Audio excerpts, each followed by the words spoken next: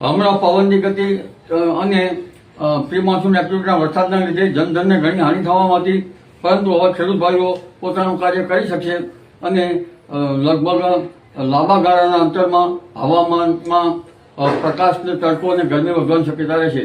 આગામી 7 દિવસ હવામાન સૂકું રહેવાની શક્યતા રહેશે અને લગભગ હમણાં ગરમી વધશે અને તારીખ 15મી સુધીમાં ગરમીનો આંક મહત્તમ ન્યૂનતમ તાપમાનથી 2 થી 3 ડિગ્રી સેલ્સિયસ કે તેથી 14 ભાગમાં વધુ વધવાની શક્યતા રહેશે.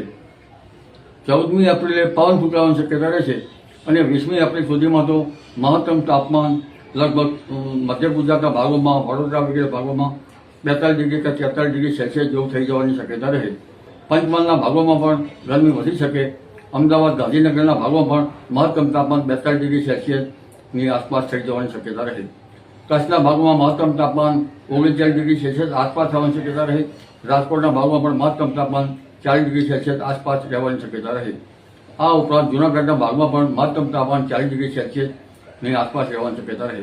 આ ઉપરાંત પશ્ચિમ સૌરાષ્ટ્રના ભાગમાં મહત્તમ તાપમાન 36 ડિગ્રી સેલ્સિયસ આસપાસ થવાની શક્યતા રહે.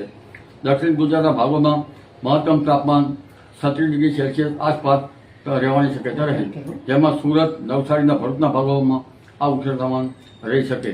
હવે ધીરે ધીરે ગરમી વધશે, પરંતુ ઉલ્લેખનીય છે કે ગરમીની સાથે સાથે નવા કૃષિ પાકોમાં ઈયળની પણ ધાસ્તી રહેવાની શક્યતા રહેશે.